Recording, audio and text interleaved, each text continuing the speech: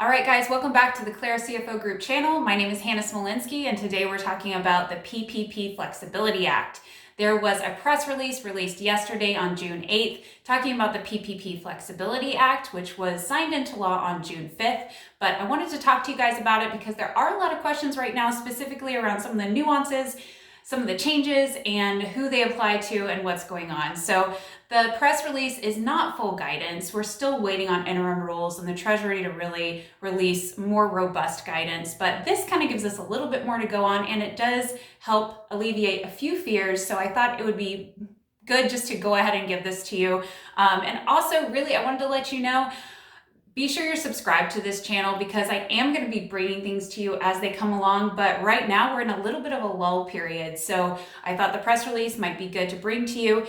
And then when the interim guidelines come out, you can be sure that I will go over that with you as well. So please subscribe, make sure that you're here for when that stuff comes down, because I'm sure it will bring even more light to all the changes in the PPP program, all right? Okay, so the first big change that happened with the PPP Flexibility Act is the fact that it changed the covered period timeline from 8 weeks to 24 weeks, okay? So this is a pretty big deal because this means the people that thought they only had 8 weeks to spend their money now have 24 weeks to spend it. So this is really great for those businesses that have been closed and they don't even have any signs of opening within the next couple weeks. And so they were really worried that they would just have to hold on to their money and then pay it all back. But now that they have this 24-week period, now they are able to do something with this money, okay? So this is really the intention of this rule, to really help out those businesses, okay? So that's saying it's striking the 8-week covered period from the original act and saying, hey, all of that is now 24 weeks. However, if you got your loan a while ago and you've been operating under this 8-week assumption, it's still saying, yes, don't worry, you can still elect to use the 8-week covered period that we were talking about before. This is really coming into play for my clients that were in operations, were using the money, they didn't have to lay anybody off, and they've been able to continue to pay their employees using the PPP money. That's really helpful for them. They can, apply for forgiveness under the 8 weeks and be good to go. However, there's lots of people who, like I said, we're out of operations. So this is really going to be helpful for them because now they have all this extra time. Okay, so this is really great. Now, the assumption is that the covered period is now 24 weeks from the date of disbursement of your loan, 24 weeks. Okay, that's like what everything is changed to. You have to elect opt in if you want to use the 8-week covered period, okay? So there's going to be probably, when you go to apply for this, there's going to be some sort of opt-in checkbox, which period do you want to use. Just be aware that you're going to have to make that decision sometime and just make it really clear which way you're going, all right? So the big next thing that was talked about in this press release is that the 75% rule, where it said you had to use at least 75% of the money on payroll costs, that has now been changed to 60%.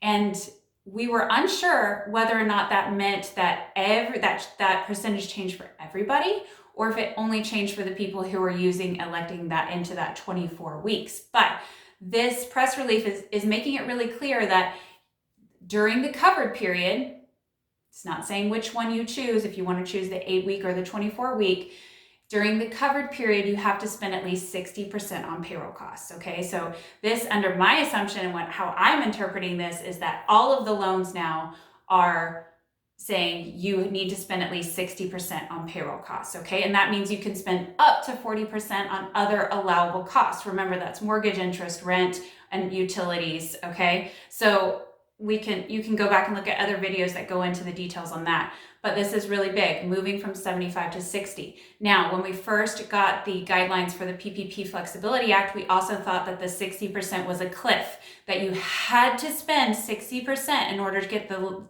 any of the loan forgiven.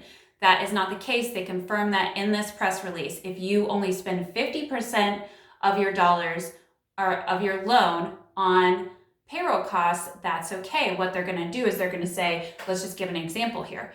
If you have $100,000 and you spend $50,000 of it on payroll costs, so that would be 50%, under the assumption that we thought, it would mean that none of it was forgiven. However, that's not the case. If you use $50,000 on payroll costs, what you will do is you will divide that 50,000, divide it, there's my slash for division, divide it by 60%, and that will be, if you just want to do the math, that would be $83,333. $83,333. So that would be your new total potential forgivable amount. So if 50,000 was spent on payroll, that would mean 33,333 would be able to be spent on other allowable costs. So if you spend less than the 60%, what that's going to do is it's going to reduce your total forgivable amount. But that's way better than a cliff, okay? So I just wanted to make sure you guys know that. And what I mean by the cliff is that if you don't spend enough, then none of it's forgiven, okay? So I'm really glad that they clarified that, because that was really worrying people. And this is really, it truly is flexible. Like that's really what this is coming down to, that this is actually making this a true flexibility act, okay? Because of that, because like, what if you only spend 20% of your costs on payroll? You're still going to be able to have some of that 20% forgiven with a tiny little bit of other allowable costs, okay? So I think that that is really helpful. I'm glad they clarified that early, because that was really worrying people. All right, now the next thing that it needs to be clarified, and you need to listen up for this, okay, is that only new loans issued after June 5th are eligible for the 5-year maturity date. This is not going to make some people happy, but bear with me. So if your loan is not fully forgiven and you're left over with a loan amount at the end, so let's say you had $100,000 and you got 85,000 of it forgiven, you would have a $15,000 loan. If you got your loan before June 5th, that would be a 2-year maturity date. That's under the old guidelines. If you got it on or after June 5th, which is the date of the PPP Flexibility Act, it's a 5-year maturity date. That's not going to make some people happy, but they're also saying, hey, we're making this so flexible that are you going to have a loan at the end of it? I don't know. So for some people, they're going to elect they're going to have the 24 months and they're going to be able to use all their money, and there's not really going to be much of a concern for not being able to get this money forgiven, okay? But if you do have a loan at the end and you got it after June 5th, 5 years, before June 5th, 2 years. The other thing that the PPP Flexibility Act did is that it extended the deferral of your interest and your principal payments, okay? So they're saying you won't have any obligation to pay anything until the SBA pays your bank your forgiveness amount. And that is essentially your forgiveness determination. So you have a while before that could happen. That could potentially be well into 2021 before you need to make any payments on this. Now, if you don't apply for forgiveness, they're saying, hey, you have 10 months after the ending date of your covered period. So if your covered period ends, November of 2020, then you still have 10 months after that before you potentially need to be making any payments on this loan. Okay, so that doesn't necessarily mean that interest doesn't accrue. Interest still accrues from day one, okay? It's just payments on the loan that can be deferred. Make sure that is very clear. Remember, it's still a 1% loan. None of that has changed. All right, and the last thing that I think I need to point out, which is just clarified here, is that the deadline to initiate any new PPP loans is still June 30th. Now, we thought the money would be gone by now, but there's actually still some money left in the PPP program. So if you are looking for a loan or you needed to go and adjust your amount, now's the time to do it. There's still money there, get it done, but no new loans after June 30th.